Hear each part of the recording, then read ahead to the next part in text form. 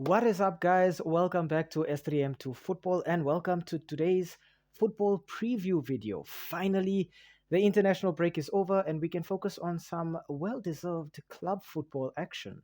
For this one, we're looking at a match taking place this weekend on Saturday, the 23rd of November, at the San Siro in Milan in Italy's Serie A. For this one, AC Milan host Juventus.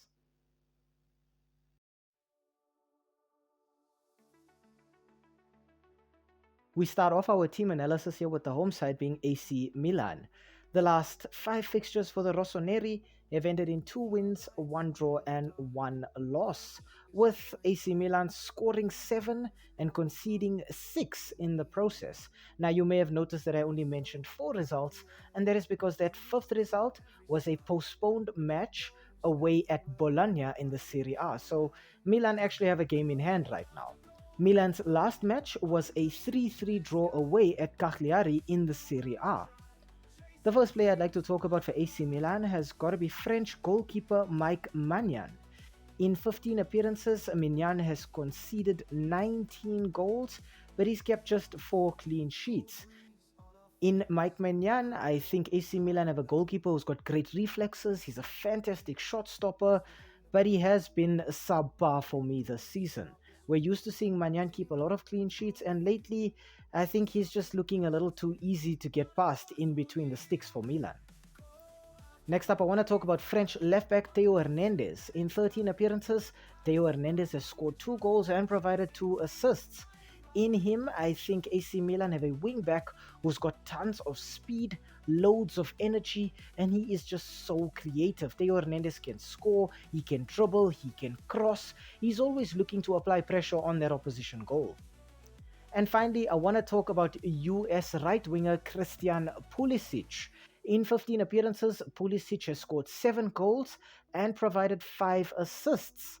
In Pulisic, I think AC Milan have an attacking player who has great ball control, who's got very good passing range and accuracy, and he's just very, very intelligent in those areas in the attacking third.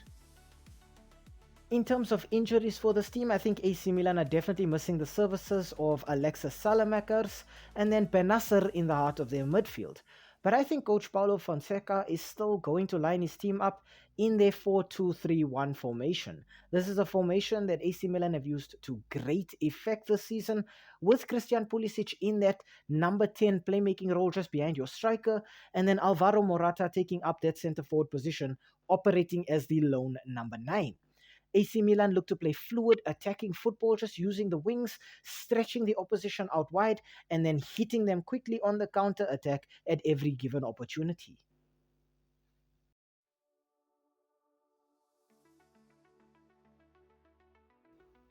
Okay, for the away side of Juventus, the last 5 fixtures have ended in 2 wins and 3 draws. The Bianconeri have scored 11 goals and conceded 7 goals in those matches. Their last match was a 2-0 win at home against Torino in the Serie A in a Turin derby. The first player that I'd like to talk about for Juventus has got to be French centre-back Pierre Kalulu. In 13 appearances, he has no goals or assists as yet, but in Kalulu, I think Juventus have a centre-back who's very good with his tackling, he's very intelligent when it comes to his defending, and he's just a very athletic defender. He can keep up with some of the quickest attackers in European football right now. Next up, I want to talk about Portuguese right winger Francisco Conceição. In 10 appearances, Conceição has scored 2 goals and provided 5 assists. In this young, exciting Portuguese winger, I think Juventus have a player with great vision, who's very dynamic, always looking to move the ball all over the pitch, but also has very, very good creativity. He's always looking to apply pressure, create something for someone, or take a shot on his own.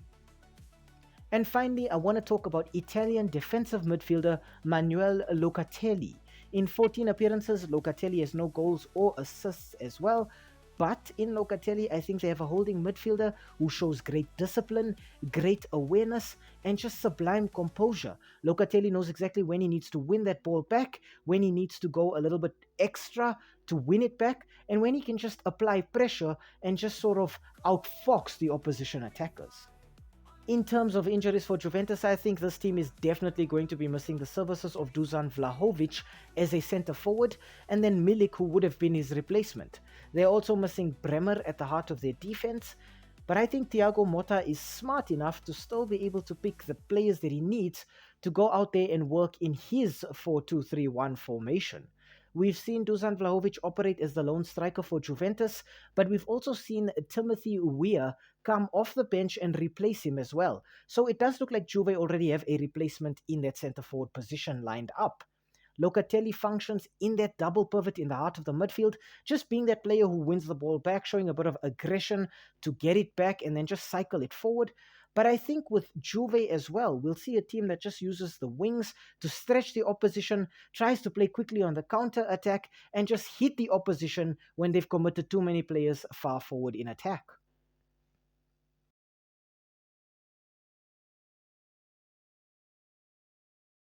Okay, on to the head-to-head and the S3M2 verdict. Now, the last five fixtures between AC Milan and Juventus have ended in two wins for Milan, one win for Juventus, and then two draws separating the two sides. So it doesn't look very good for the Bianconeri, judging from that statistic. In terms of goal output, Milan have scored three goals, but Juve have scored just one. So we can see that the defenses are usually stubborn in these fixtures, but it still looks like Milan have a bit of the upper hand here. In terms of log placement right now in the Serie A, Juventus are 6th with 24 points, while AC Milan are 7th with 18 points. So while the two are just separated by 6 points, they're sitting in pretty much very, very close proximity to one another. It is a bit of a big gap, but Milan still do have that game in hand against Bologna as well. I think that injury to Dusan Vlahovic really hurts Juventus. This was the player they expected to be getting all of their goals, and he is actually their top goal scorer this season. So it does look like Juventus have finally found a way to get Vlahovic to hit the back of the net with a bit of consistency. Now, he has complained a little bit about having to do a lot of running, but I don't think these comments are made out of malice or out of ill will towards his coach. But I think it's more just out of frustration. Vlahovic has had to do a lot more work right now, but unfortunately for him, if he wants to be that kind of centre forward like Zlatan Ibrahimovic or Erling Haaland, who doesn't do too much work off the ball, he needs to be getting a lot more goals to be able to justify their opinion. And right now, he's not really getting that. But Thiago Motta has still managed to get the best out of Vlahovic, and here's hoping that he can do the same with other players like Timothy Weah in that striking position as well. I think Kalulu also is very aware of the fact that these are not just his old friends, but their former teammates as well, so he can provide Juventus with a bit of inside info. And I think AC Milan will be very aware of that as well. So they'll probably be looking to catch Kalulu off guard, and they'll probably be thinking that he is looking to leak some state secrets to the opposition in this one.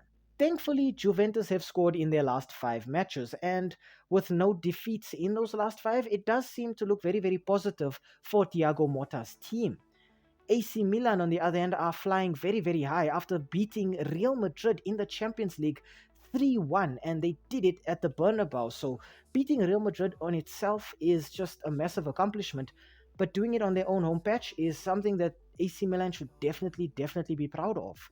I think knowing also that both of these teams are going to be playing counter-attacking means this is going to be a frantic match. We're going to see the ball moving from one end to the other. I don't expect to see anybody get more than probably 55% of the ball, but I also don't expect to see too many chances. I think both of these teams have proven to be defensively solid, particularly against one another. They're very stingy when it comes to giving each other opportunities, but it also proves that midfield becomes more important, and the defenders need to be extra disciplined and extra composed in a match like this. I actually think that even though individually Juventus are looking very good, collectively they're looking very good, I think Milan have a habit of pulling a moment of magic out of the hat when everybody least expects it. This is the same AC Milan that threw away a massive lead against Liverpool, the same AC Milan that somehow managed to beat Real Madrid in Spain. This is a very inconsistent team, and when AC Milan play well, they play very well. And I think a match against Juventus is exactly what these players need to motivate and inspire them to play well. My final score prediction for this one is going to be AC Milan 2, Juventus won. I actually think that even though Juve are a little higher up on the table with a little bit more points than Milan, I think Milan go out here with a point to prove. I think they know that right now they're in a difficult spot, but if they beat Juventus, they can really make it so much easier for themselves to qualify for the Champions League for next season. And I think that's actually the top priority at Milan right now.